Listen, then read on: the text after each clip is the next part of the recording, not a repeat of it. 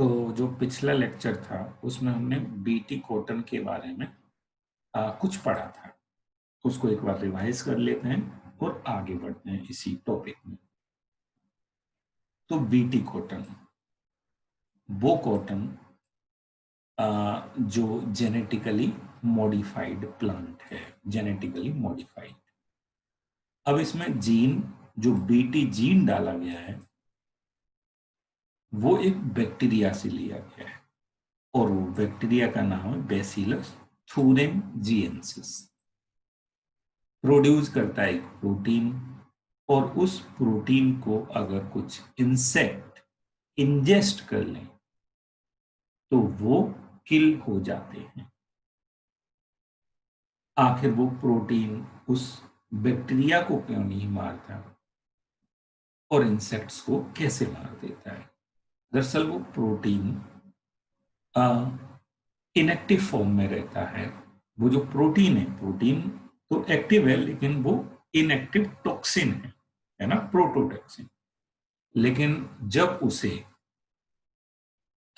Basic medium मिलेगा, alkaline medium मिलेगा, उस समय वो कन्वर्ट हो जाएगा एक्टिव टॉक्सिन में।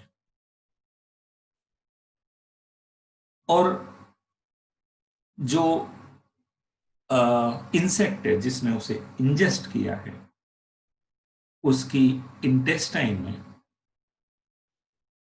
बेसिक मीडियम मिलता है। मतलब बेसिकली अब बेसिक मीडियम मिलेगा तो वो एक्टिव टॉक्सिन बन जाएगा और उसकी जो मिडगट है, मिडगट की एपिथेलियम की जो सेल्स हैं उनमें पोर्स क्रिएट करेगा। वो जो टॉक्सिन है पोर्स क्रिएट करेगा और पोर्स की वजह से सेल्स में स्वेलिंग हो जाएगी और फाइनली सेल टूट जाएंगी, सेल लिसिस हो जाएगी और इंसेक्ट की डेथ हो जाएगी।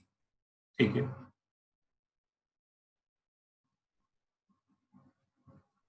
कौन कौन से इंसेक्ट हैं इनकी हमने पिछले लेक्चर में बात कर ली थी, इसलिए अभी डिटेल में नहीं पढ़ा। हाँ, ये वाला टॉपिक बीच में इंटरप्ट हो गया था, ये हो रहा था लेकिन बीच में किसी टेक्निकल या सिग्नल्स की वजह से ये इंटरप्ट हो गया था। तो ये देखते हैं अच्छे से। तो जो बीटी कॉटन था उसमें जो बीटी वर्ड है वो किससे आया? उस बैक्टीरिया से। नाम क्या है उसका? बैसिलस थुरिनजिएंसिस। ठीक है। तो उस जो टॉक्सिन है जो ये बैक्टीरिया प्रोड्यूस करता है, उस टॉक्सिन का नाम क्या हो गया? BT toxin. ओके। अब जो बीटी टॉक्सिन प्रोड्यूस करने वाला जीन है उस जीन को बोलते हैं क्राइजीन। ठीक है, क्राइजीन। और ये क्राइजीन कई टाइप के होते हैं, जैसे कि यहां पर दिखाई दे रहा है क्राई फर्स्ट एसी, है ना, और ये दिखाई दे रहा है क्राई सेकंड एबी, और ये दिखाई दे रहा है क्राई फर्स्ट एबी। तो जो क्राइजीन है, सभी क्राइजीन टॉक्सिन प्रोड्यूस करते हैं, है ना, बीटी टॉक्सिन प्रोड्यूस करते हैं, लेकिन क्राइजीन भी अलग अलग होते हैं। अलग अलग होते हैं मीन्स ये वाला जीन अलग टॉक्सिन बनाएगा जो किसी इंसेक्ट पर काम करेगा, दूसरा कोई अलग टाइप का टॉक्सिन बनाएगा जो किसी अलग इंसेक्ट पर काम करेगा, है ना। तो ये जो जीन होते हैं वो डिफरेंट डिफरेंट। अब जब जीन डिफरेंट है तो फिर कौन सा स्पेसिफिक जीन कौन सी क्रॉप में डाला जाएगा, है ना, ये डिपेंड करता है कि उस क्रॉप को इन्फेक्ट कौन करता है, कौन सा जो इंसेक्ट है वो इन्फेक्ट कर रहा है ना। जैसा उस फसल को, क्रॉप को इन्फेक्ट करने वाला इंसेक्ट होगा, उसी के लिए स्पेसिफिक क्राइजीन डाला जाएगा, है ना। जैसे कि एग्जाम्पल के तौर पर देखते हैं हम, जैसे कि कॉटन है ना, कॉटन बॉल है। तो ये जो क्राई सेकंड एबी है, क्राई सेकंड एबी, वो कंट्रोल करता है किसको? कॉटन बॉल बॉर्न को। इस कॉटन बॉल को जो इन्फेक्ट करता है इंसेक्ट, उस इंसेक्ट को बोलते हैं कॉटन बॉलवॉर्म। अब इसको अगर हमें कंट्रोल करना है तो इसके लिए जो क्राई जीन डालना पड़ेगा वो कौन सा है, क्राई सेकेंडरी। ठीक है, इवन क्राई फर्स्ट एसी भी यही काम करता है। तो चाहे क्राई फर्स्ट एसी डाल दो कॉटन के अंदर या क्राई सेकेंड एसी डाल दो, और अगर इन दोनों जीन में से कोई भी जीन मौजूद है तो जो कॉटन बॉलवॉर्म है ये वाला इंसेक्ट, ये इंसेक्ट का फेज है लार्वल फेज है ना, तो ये इन्फेक्ट करेगा और इसको डिस्ट्रॉय करेगा। कॉटन की जो बॉल्स हैं उनको डिस्ट्रॉय करेगा। जबकि हम जानते हैं कि क्राई फर्स्ट एबी इसको कंट्रोल करता है, कॉर्न बोरर को, कॉर्न बोरर को। जैसे कि कॉर्न में लगने वाला जो इंसेक्ट है उसको किल करता है टॉक्सिन, और उस टॉक्सिन के लिए जो जीन होता है उस जीन का नाम है क्राई फर्स्ट एबी, है ना। तो कॉम्पिटिटिव एग्जाम्स में और जो सीबीएसई का बोर्ड एग्जाम है, दोनों पॉइंट ऑफ व्यू से ये बड़ा इंपॉर्टेंट है कि क्राई फर्स्ट एबी किसको कंट्रोल करता है, क्राई सेकंड एबी किसको कंट्रोल करता है, क्राई फर्स्ट एबी किसको कंट्रोल करता है। या फिर एक क्वेश्चन आता है कि क्राई जीन क्या है, तो क्राई जीन किसको प्रोड्यूस करता है, टॉक्सिन को प्रोड्यूस करता है। कौन से बैक्टीरिया से निकाला जाता है, तो बीटी बैक्टीरिया से, बैसिलस thuringiensis। ठीक है, ओके। अब इसके बाद बीटी वाला टॉपिक खत्म हुआ।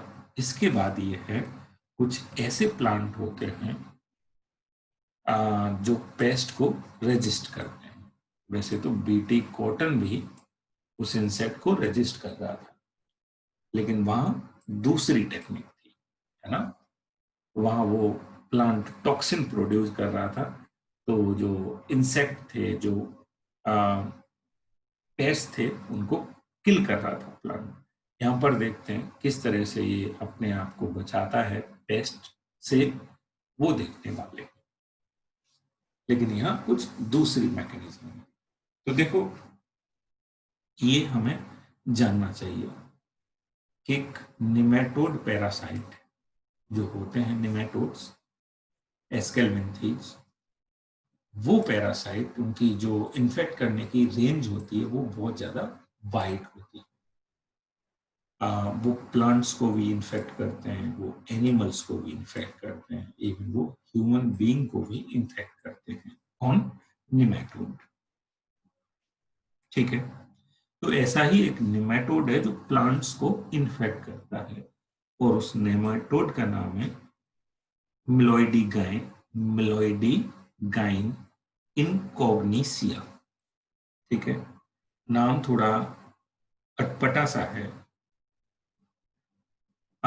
टंग ट्विस्ट करती है, तो इसको आप बार बार पढ़ोगे और लर्न कर लोगे, क्योंकि ये भी टॉपिक बड़ा इंपॉर्टेंट है। तो एक निमेटोड है जो प्लांट्स को इन्फेक्ट करता है, और स्पेसिफिकली किसको, टोबैको प्लांट की रूट को इन्फेक्ट करता है। ठीक है, मिलोइडोगाइन इनकॉग्निसिया। अब जब इन्फेक्ट करेगा रूट को, तो इसकी वजह से जो उसकी पैदावार है टोबैको की, वो काफी कम हो जाएगी, है ना। एक क्वेश्चन तो यही आता है कि ये टोबैको प्लांट की रूट को कौन सा निमेटोड इन्फेक्ट करता है, तो इसका नाम याद करना एक मुश्किल काम लगता है ना। चलो, लेकिन तरीका है इसको रोकने का, वो तरीका है क्या, तो RNA interference. RNA interference means RNA. तो ये वही जो इन्फेक्ट कर रहा है निमेटोड, मिलोइडोगाइन इनकॉग्निसिया, और ये सेल्स दिखाई दे रही हैं, रूट की सेल्स दिखाई दे रही हैं, है ना।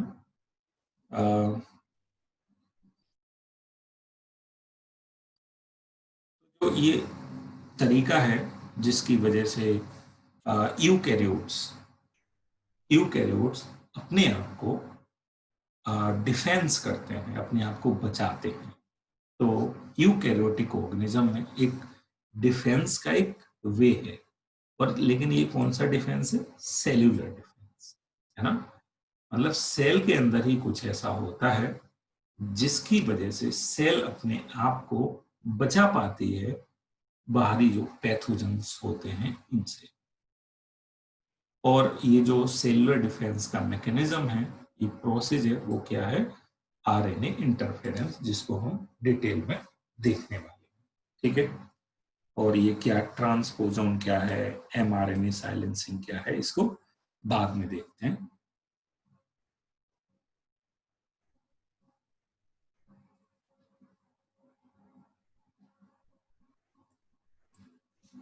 इस फिगर से समझने की कोशिश करते हैं।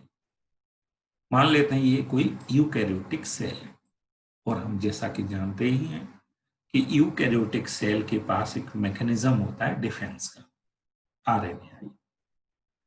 तो है क्या, अगर सेल के पास, मतलब इस डिफेंस मैकेनिज्म के लिए जो सबसे जरूरी चीज है वो है डबल स्टैंडर्ड आरएनए की मौजूदगी सेल के अंदर।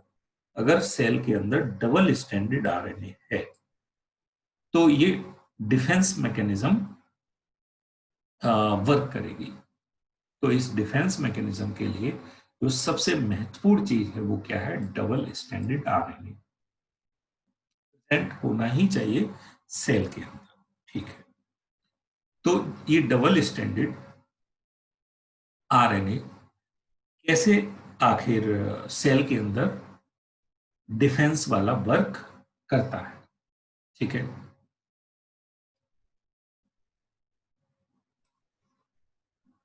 तो डबल स्टैंडर्ड आरएनए एक एंजाइम की वजह से, एंडोन्यूक्लियस एंजाइम की वजह से, उस एंडोन्यूक्लियस एंजाइम का नाम होता है डायसर, ठीक है। तो वो डायसर एंजाइम जो कि एंडोन्यूक्लियस है, वो स्मॉल फ्रेगमेंट्स में उसको कट कर देगा। कौन? डायसर एंजाइम, ठीक है, स्मॉल आरएनए में कट कर देगा। और फिर जो स्मॉल आरएनए है वो एक अनोदर प्रोटीन के साथ, और उस प्रोटीन को बोलेंगे एगो प्रोटीन, ठीक है। और एगो प्रोटीन क्या करता है कि उस डबल स्टैंडर्ड आरएनए का जो एक स्ट्रैंड है उसको डीपॉलीमराइज कर देता है। मीन्स उसका जो न्यूक्लियोटाइड्स हैं उन सारे न्यूक्लियोटाइड्स को अलग अलग कर देता है एक स्ट्रैंड को, और एक स्ट्रैंड से अपने आप को जोड़ के रखता है वो एगो प्रोटीन। और अब एक स्ट्रैंड रह गया उस स्मॉल आरएनए का, प्लस ये एगो प्रोटीन है, इन दोनों को मिला के हम बोलते हैं रिस्क। और इसका मतलब हो गया RNA inducing silencing complex, okay, risk. अब ये जो रिस्क है वो जो मैकेनिज्म होती है प्रोटीन सिंथेसिस की, वो आप जानते ही हो कि डीएनए से पहले आरएनए बनता है, एमआरएनए बनता है ना। ट्रांसक्रिप्शन प्रोसेस के द्वारा एमआरएनए बनता है, और वो एमआरएनए सिंगल स्ट्रैंडेड होता है। और वो फिर एमआरएनए प्रोसेसिंग के बाद जो स्प्लिसिंग वगैरह वाली टेलिंग, ये सब जो प्रोसेसिंग होती है, उसके बाद एमआरएनए न्यूक्लियस से बाहर निकल आता है साइटोप्लाज्म में, और राइबोसोम की मदद से और अमीनो एसिड की मदद से एमआरएनए का होता है ट्रांसलेशन। ट्रांसलेशन मीन्स एमआरएनए का सीक्वेंस के हिसाब से प्रोटीन बनता है, ये हम जानते हैं। लेकिन यहाँ जो इस प्रोसेसिंग के लिए, ट्रांसक्रिप्शन के लिए जो एमआरएनए चाहिए वो हमेशा होता है single stranded RNA, single stranded RNA. तो है क्या यहाँ जो ये रिस्क था,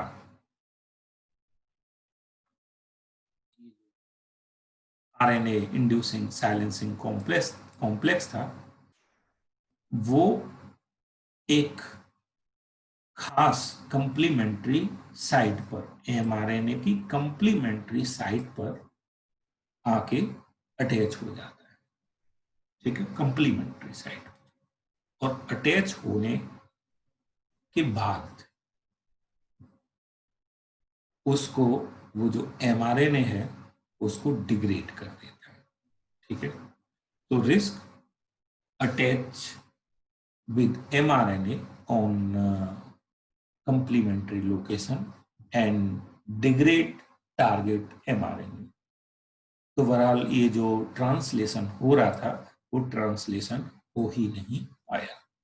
ठीक है, तो कुल मिला के इस तरह से डबल स्टैंडर्ड आरएनए अगर सेल में डाल दिया, अब ये डबल स्टैंडर्ड आरएनए वैसे सेल के अंदर होता नहीं, तो ये कहां से आएगा? इसके दो सोर्स हैं। ठीक है, एक सोर्स तो हो गया आरएनए वायरस, कि हम ऐसा कोई वायरस डाल में आरएनए वाला जो कोई डिजीज कॉज ना कर दे।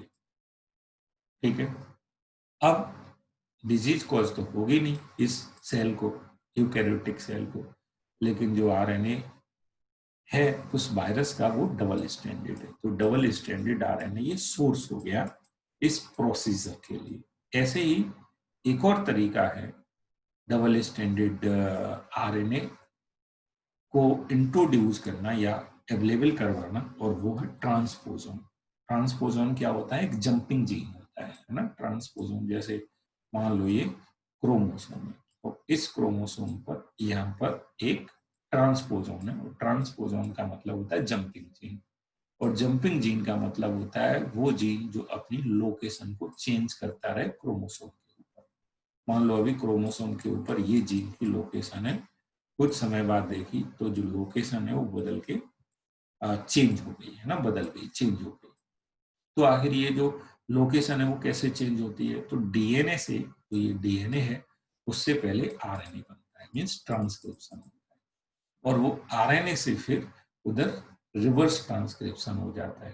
तो इस तरह से डीएनए से आरएनए बनता है, और आरएनए से फाइनली क्या बन जाता है? डीएनए बन जाता है।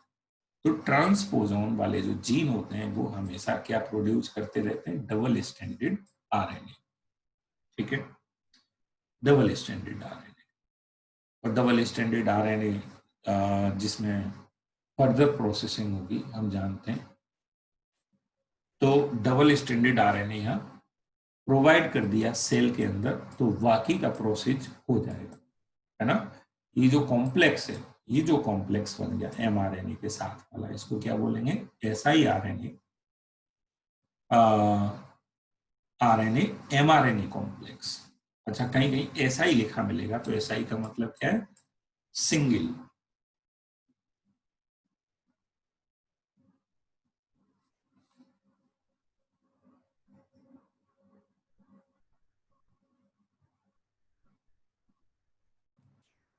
तो जो एसआई आरएनए है उसका मीन होता है small interfering RNA. Small interfering RNA, जैसे क्यों ऐसा बोल रहे हैं? क्योंकि ये छोटा सा आरएनए था जिसने इस प्रोसेस को इंटरफियर कर दिया, ट्रांसलेशन वाले प्रोसेस को इंटरफियर कर दिया, इसलिए इसका नाम इंटरफियरिंग आरएनए भी होता है। लेकिन ये डबल स्टैंडर्ड आरएनए ही है। इस डबल स्टैंडर्ड आरएनए को ही हम बोलेंगे स्मॉल इंटरफियरिंग आरएनए।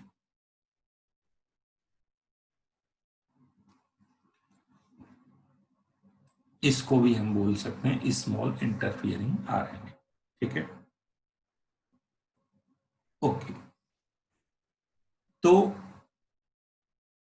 ये जो डिफेंस मैकेनिज्म है यूकैरियोट्स की, ये हमने समझ ली। अब है क्या कि ये टोबैको प्लांट है, और टोबैको प्लांट की रूट है, और इस रूट में या इस प्लांट में हमने डबल स्टैंडर्ड आरएनए इसकी रूट की सेल्स में अवेलेबल हो, उसकी हमने व्यवस्था कर रखी है, या तो ट्रांसपोजोन की मदद से या आरएनए वायरस की मदद से डबल स्टैंडर्ड आरएनए प्रेजेंट होगा इसकी सेल्स में। ठीक है,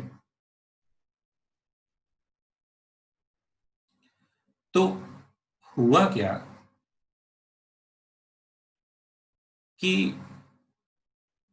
जब इसको इन्फेक्ट करेगा निमेटोड, हमने नाम जान लिया था उसका, मिलोइडिगाइन इंकॉग्निसिया, जब वो इन्फेक्ट करेगा इसे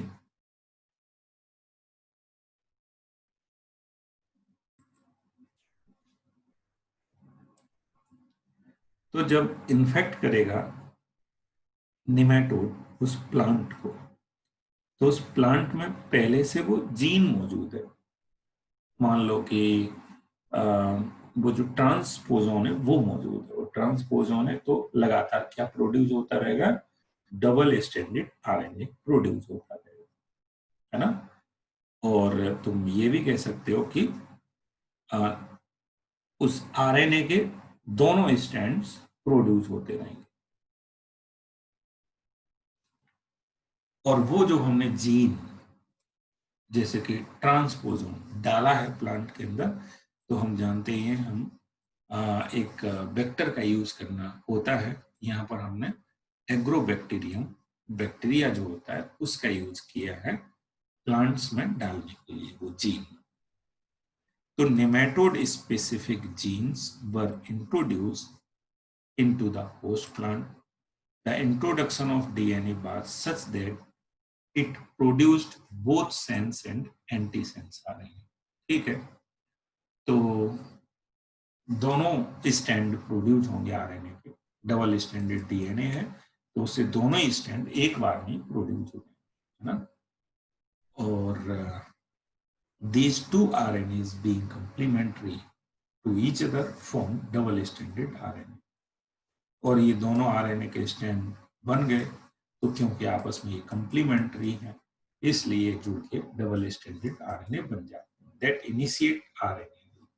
और इसी डबल स्टैंडर्ड आरएनए की वजह से जो आरएनएआई है, आरएनए इंटरफियरेंस है, उस मैकेनिज्म की शुरुआत होती है, silenced and specific mRNA of nematode. और ये जो डबल स्टैंडर्ड आरएनए है ये आरएनएआई को इनिशिएट करता है, और फाइनली जो नेमेटोड्स हैं वो सरवाइव ही नहीं कर पाते। ठीक है, the consequence was that the parasite could not survive in the transgenic host expressing specific interfering RNA. The transgenic plants therefore got itself protected from। तो इसमें यही कहा गया है कि जो जीएम प्लांट्स हैं वो तो अपने आप को खुद ही प्रोटेक्ट कर लेते हैं पैरासाइट्स की मदद से। ठीक है, ये क्वेश्चंस हैं कुछ जो आपको करने हैं, जैसे बीटी कॉटनेज तो हो जाएगा ये। दूसरा the trigger for activation of toxin of bacillus thuringiensis, golden rice। अगला question is, next question is, in RNAi genes are silenced using। तो ये सभी हो जाएंगे और ये सब्जेक्टिव क्वेश्चन। ठीक है,